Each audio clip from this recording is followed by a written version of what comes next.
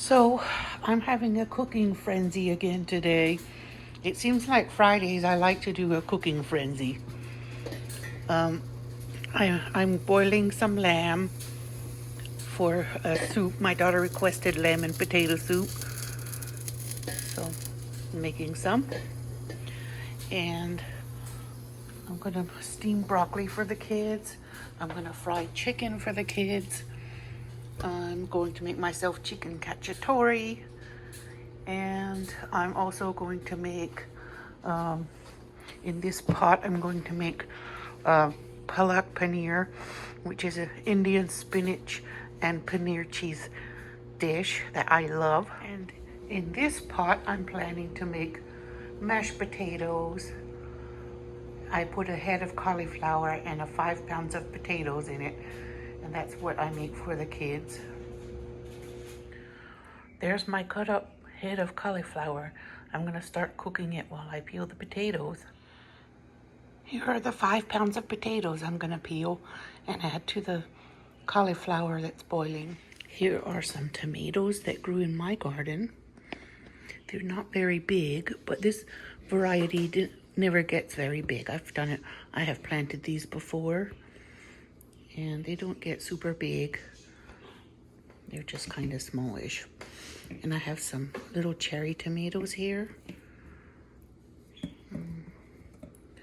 And some peppers that grew in my garden. This red and this green came on the same plant. The red is just more mature. And these are sweet. And I'm not sure if this one is hot or sweet, but I'm gonna find out. I'm gonna put these in my chicken cacciatore today. I've sliced all the chicken into strips, and I have the eggs here that I want to use. The pan is here for the breading, the panko and the potato flakes. The tomatoes are ready. I'm just gonna let them sit here and rest, and when they cool completely, I'll peel them. And the same with the pepper. And I have roasted garlic in there inside the foil. I'm going to use my hot plate to get my chicken cacciatore ready. I have ghee I'm going to use to fry the chicken legs a little bit before I put them in the slow cooker. I'm also going to cook the onions and caramelize them. And I have some little chicken bits in there that I got from slicing the kids' chicken tenders, and I'm just gonna throw it in here. So I seasoned them with sea salt and black pepper, and those are the clean dishes, and those are the dirty ones. I seared 2 of them already, 2 of the leg quarters. I'm searing the other 2, and I'm searing the onions with it so it can get caramelized too. So they're all in, and I'm going to add the caramelized onions in a minute. And after that, I'm gonna spin my tomatoes and my jalapeno and garlic in the food processor, and then I will pour it on top too. And at the very end, I'm going to put my herbs in. It has enough salt because I salted the chicken in the beginning.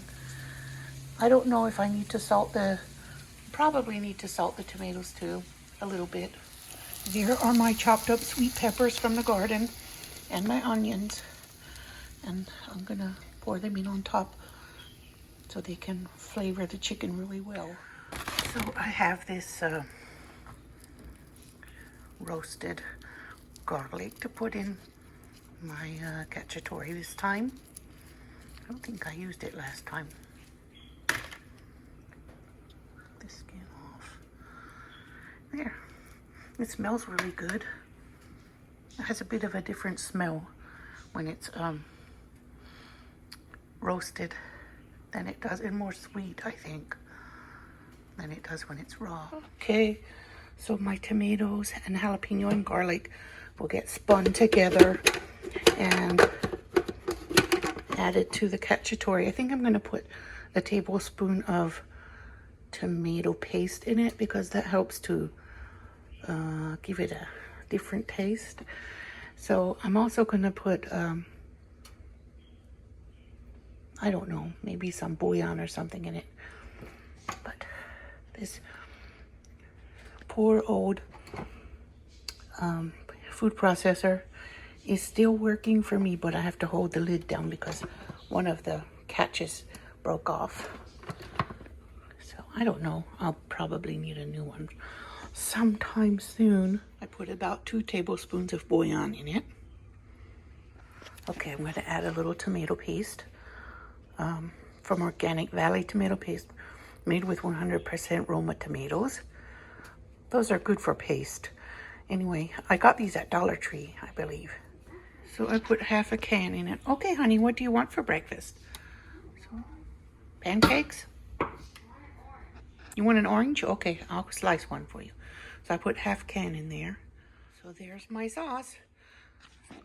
I'm going to pour it in, but first I'll take the knife out because I don't want that falling in.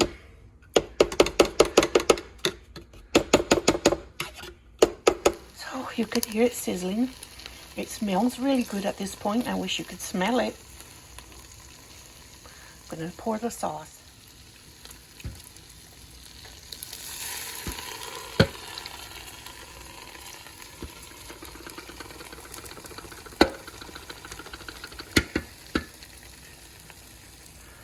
I added just enough water to make sure that the sauce covers the chicken all the way around. And I can't wait to eat. Gonna have to cook a while first though. Make sure they're not stuck to the bottom, which they're not. Okay. I think I need a little more salt. I'm gonna add some Slap Your Mama in there. So the Slap Your Mama is going in there. And it's not quite hot enough, so I'm going to add a little bit of red pepper flakes. And I'm going to add some more bouillon.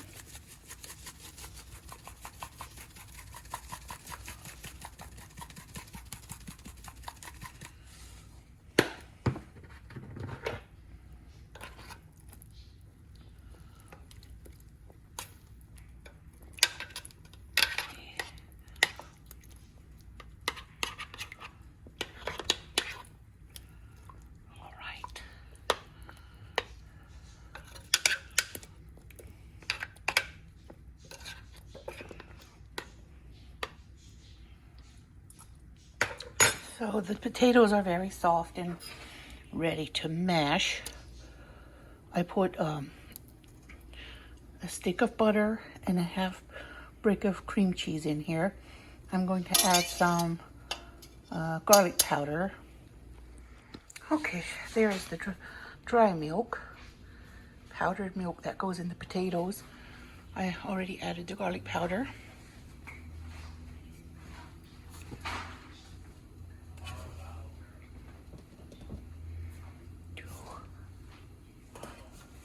Hey, how are you doing? My husband had surgery to get his wisdom teeth out. I think that's enough dry milk. I put 3 cups in. It'll help with the creamy factor, and it'll I don't have to put any milk in. I only used a quart of water when I put the cauliflower in, and that's all the water I used the whole time. The potatoes are steamed. Who knew you could steam potatoes? I decided to try it once and it worked, so now I do it every time. I added some sea salt because it needed salt. But this is how creamy they get without adding milk. I'm just using a quart of water that I started the cooking process with, and I I guess the cauliflower probably adds some liquid, but my kids like my mashed potatoes, so I'm happy to make them like this.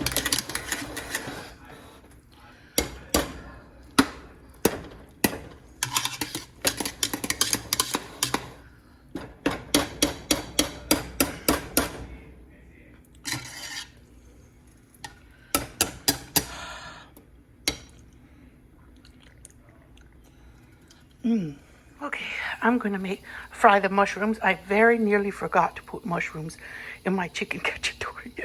I'm so glad I caught it before it was too late. Okay, I'm putting,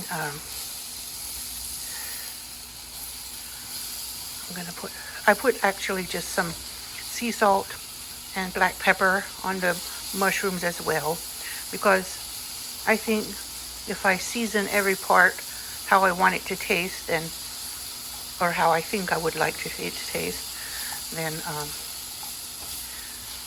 it will be good altogether. It will have the right amount of seasoning.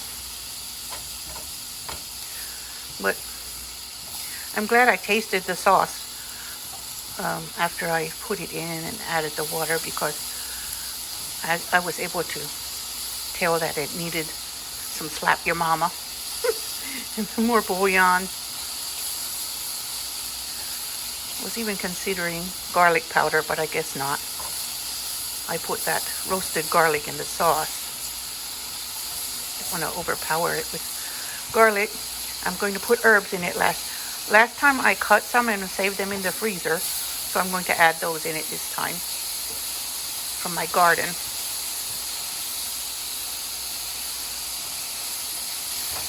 So most of the sauce and the herbs came from my garden for my chicken cacciatore. So I'm so happy that my friend Kim Hamilton suggested I make chicken cacciatore, because I can use a lot of ingredients from my garden for it, and that makes it even better because it's homegrown. The ingredients are homegrown. It'll just make a big whopping difference compared to if you buy them. All right, these are fried enough. I fried them in some butter. They're fried enough to go in now. The tomatoes even smell different when you use tomatoes from your own garden.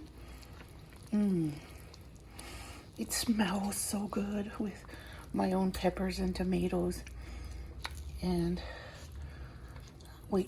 I can't wait to add the herbs. It's gonna be like taking it over the top. There, mushrooms are in. I like the earthy flavor of mushrooms. The Teshrib is nearly done. I put fresh lime zest in it because I didn't have a dry lemon to put in it. I don't know where they are. I used to have some. Maybe they all got used up. Anyway, I'm going to reduce it a little bit. So I turned it up to high so I can reduce it before I turn it off. Everything is soft and cooked in there, but I just want to reduce it now. Okay, the Teshrib is reduced enough, so I turned it off. Put the lid on. I'm making myself some more lotus fries, lotus root. These were cooked. Lotus roots are not in season, so they're not fresh for sure.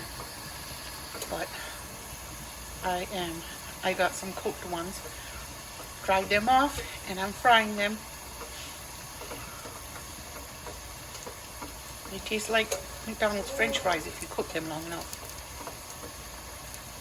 We just cook them till they're nice and golden brown. That's long enough for me.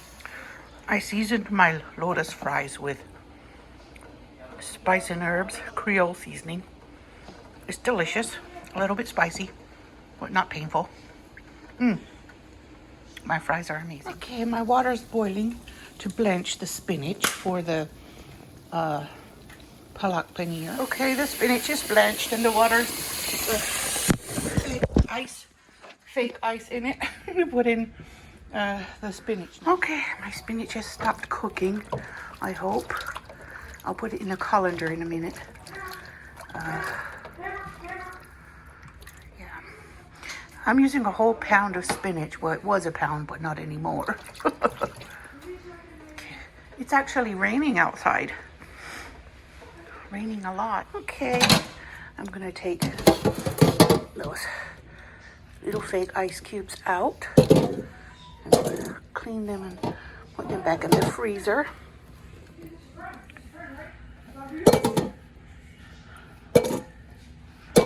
And I want to put the spinach in my poor old food processor.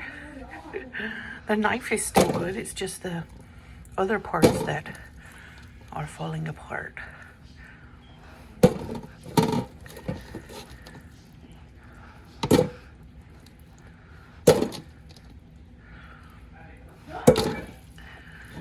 I'm still gonna have to grate some ginger and some garlic and the onion for this recipe.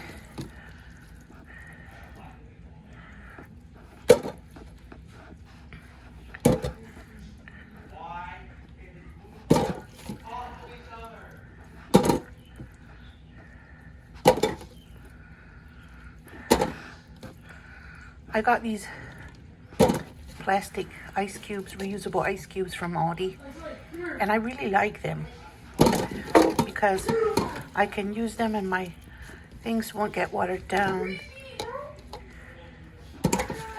It looks like a very small amount of spinach, even though I used a whole box. All right, I think I got all the ice cubes out. Yeah. Okay. There it is, all pureed and bright green. I'm going to start cooking the aromatics here. So that is a mixture of grated garlic, grated ginger, chopped onion, and chopped jalapeno. Seeds included. And now I'm going to sprinkle just a little sea salt to help draw the liquid out of the vegetables, to help steam it while I go collect my spice. Okay, it's nice and sauteed. I'm going to be adding the paneer very soon.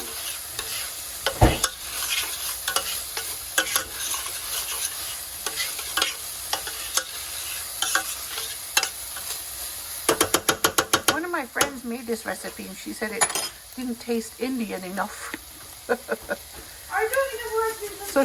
So she was gonna put a little garam masala, and I don't know.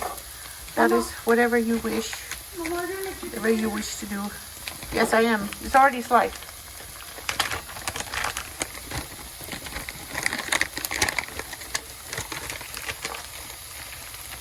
Put some cumin seeds and some Kashmiri chili powder.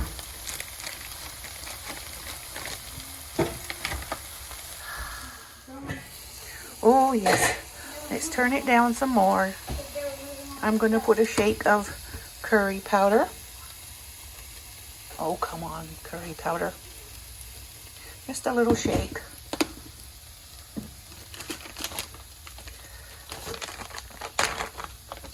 And just a little pinch of garam masala, because I don't want to overpower the taste of the spinach.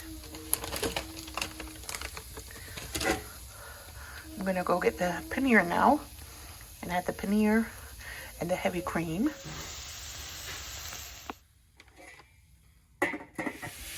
Okay. I'm going to pour in some heavy whipping cream. And after that, I'm going to put in the spinach. So let's see how it's looking. Oh yeah, perfect. I'm going to turn it off, because dairy does not need to be overcooked. Okay, Ali put the spices and the flour on the chicken. Now I'm going to make the egg wash or the egg dip, and then I'm going to dip them in panko and potatoes, panko and instant mashed potatoes. So there is the assembly line. I already put a box of panko and a half pack of potato flakes in there. These from Aldi are the best. They taste the best. They have the least strong potatoey artificial potato smell. Broccoli is steaming. Make sure it gets steamed enough. And here, I'm ready to take the stems of the herbs out. I just took them out of my freezer and dropped them in at the end. Chicken cacciatore is all done. Most of the leaves will stay in when I pull the stems out.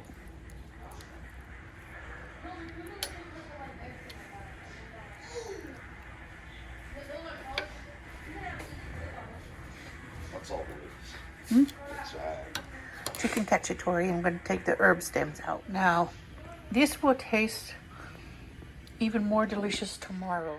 Here's my palak paneer. It's been sitting here a while.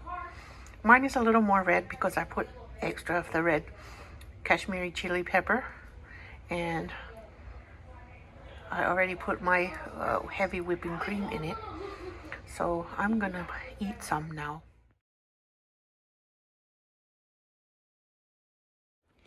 It tastes so good, and I like that I put jalapeno and red spice, a Kashmiri red chili. It tastes so good. But one thing to know about palak paneer: never microwave a dish that has paneer in it because it changes the texture to an unpleasant texture. If you need to reheat some food that contains paneer, I would suggest warming it up on top of the stove.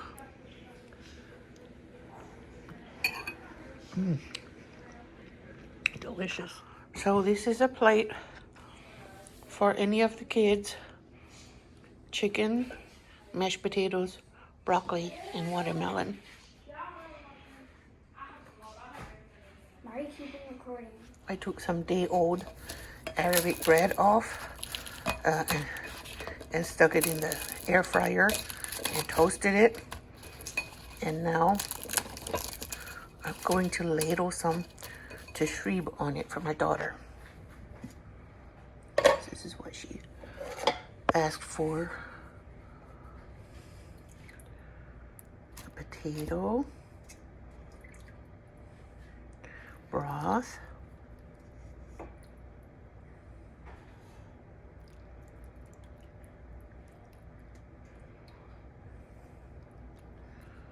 and